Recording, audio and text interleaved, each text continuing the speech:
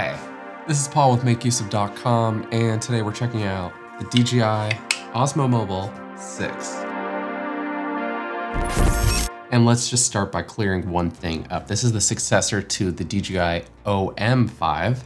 This year they decided to change up the naming scheme a little bit and call it its full name, the Osmo Mobile 6. And although most modern phones, including the iPhone 14 Pro, have incredible stabilization, using mobile gimbals like the Osmo Mobile 6 can still be a great option for content creators who want to enhance their smartphone videography and even photography. And although its balancing performance remains unchanged from its previous model, it has a refined, lightweight, and compact design with a new quick setup feature and easier to use controls, which can give it a number of advantages over its predecessor, the OM5. The Osmo Mobile 6 also introduces new software improvements in its DJI Mimo app, including the updated Active Track 5.0.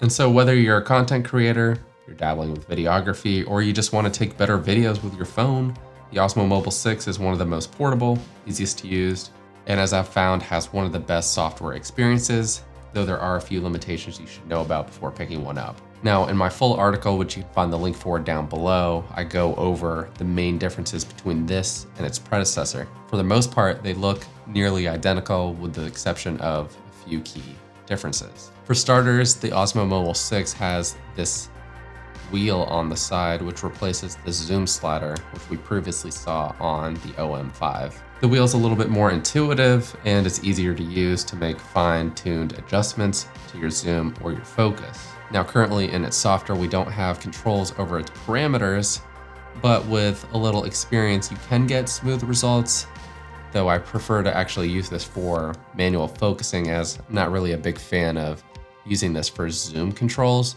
and that's just because it looks pretty digital, which it is.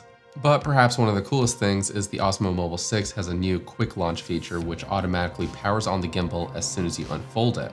The OM5, on the other hand, needed to manually be powered on by pressing and holding the power button. And I'd argue that's probably one of the best new upgrades because it lets you get set up quickly and get your shot more easily.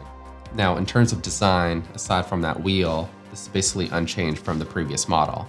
It weighs a little bit more at 309 grams compared to 292 grams, but as you can see, it's still really small when folded up, especially if you remove its tripod feet. And not only that, let me open this up, we still find that same 215 millimeter built-in selfie stick. And if you're comparing the Osmo Mobile series to other gimbals, this is one of its standout features. And whether you're just trying to capture a selfie, maybe capture more of a larger group with you, or you're just trying to capture some more unique perspectives that, having a phone closer to your hand, you wouldn't normally be able to. That could be underslung, that could just be capturing from higher perspectives and getting more of like that drone effect. Even though this is only 250 millimeters, this is still actually really helpful to have. And the last difference, and this is somewhat minor, but this is only available in this slate gray color. With the OM5, they had two colors, Athens gray and sunset white. Now, going back to the setup process, it can still be a little bit awkward, especially when you're first figuring it out. Which way do I turn? Which way do I open? Next, just attach the magnetic mounting clip to your phone. It's unchanged from last year. And then once you click it onto the Osmo's arm, the gimbal will automatically balance itself. The clamp is designed to hold smartphones that are up to 10 millimeters thick and 67 to 84 millimeters wide. The gimbal can support phones up to 290 grams, and that should be plenty for most of our modern phones. Unless you have like this massive gaming phone, which tips the scales of 300 plus grams, you should be fine. On the clamp, there's an indicator which indicates which side needs to be pointed towards your phone's camera. I noticed with my iPhone 14 Pro, the balance point is slightly closer to the camera, but similar to other gimbals with regular clamps, this grip will still block your volume and power button, which when attached will make it awkward to use other functions of your phone, whether you're making a call, trying to watch a video. There's a good chance you'll still want to remove that clamp when you're done filming. Now here's where things get a little bit weird. Oddly, DJI's Mimo app is not available on the Google Play Store, so you have to use alternative methods for sideloading it, whether it's downloading and installing the APK or using an alternative app store on your Android device. And that's not really cool coming from a company as big as DJI. And obviously, depending on how experienced you are with sideloading apps, this process can be confusing, and really frustrating. To this point, it's unclear if and when DJI will return the Mimo app to the Play Store and why it was removed to begin with. Now, this is obviously a con if you're using an Android device, but there's one other difference between that and the version found on iOS. For iPhone users, we can simplify the process of setting up the gimbal even further using the new Quick Launch feature.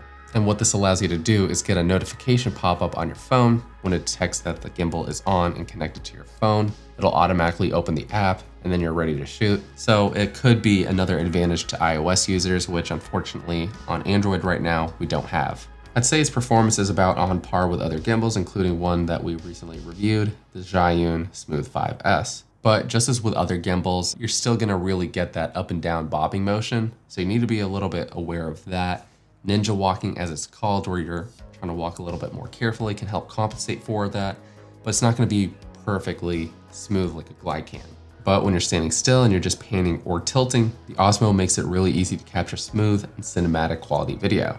Controls are really simple and intuitive. On the front, we have our joystick, we have our start recording, we have our gimbal mode button, and then this button can toggle between shooting vertically, horizontally, or selfie mode. Similar to the DJI Smooth 5S, DJI also has its own solution for adding fill lights to your gimbal. This isn't something that we were able to test as one wasn't sent to us for a review, but it's a good way to add additional lights directly onto your setup without needing to carry additional fill lights with you. And although it's not going to compete with a bigger LED light like this, for something that's small, compact, and fits directly on the gimbal, it can still be great to add a little bit of light to your shot with minimal effort. Now, it's one thing to have great hardware, but the software experience is also very important. The Mimo app offers several features and modes to enhance your shooting experience. The app is very similar to the stock camera app that we find on our iPhones, with a mode carousel that includes photo, video, slow motion, time-lapse, and hyperlapse. I found it easy to use, and although it doesn't offer all the features that I'd like to have, I'd say it's one of the best companion apps for a gimbal that we've tested. If you want more advanced manual settings, you'll have the ability to change your shutter speed, your ISO, and your white balance. Beyond that, you can also adjust certain settings for the gimbal itself, including the tilt and pan speed. You can also live stream directly to Facebook, YouTube, and even Instagram. One area that I would like to see with a future update, hopefully, is the ability to shoot in flat picture profiles. DJI, I think, is currently one of the only companion apps for a mobile gimbal that offers that right now. As far as other shooting modes, you'll find Active Track, Story Mode, Gesture Control, and Dolly Zoom. With Active Track 5.0, the software is better able to keep the camera locked onto your subject. The Story Mode offers a range of preset templates that can be customized to create a professional looking video, again with minimal effort. The Mimo app does a surprisingly excellent job at helping users also learn about the various modes that the Osmo Mobile 6 offers. So if you're a first-time user of a mobile gimbal, or maybe you don't have a lot of experience, you can actually kind of follow along with their how-to videos to create similar kinds of content. With Dolly Zoom, it replicates the Hitchcock style effect of zooming in or out while moving either towards or away from your subject.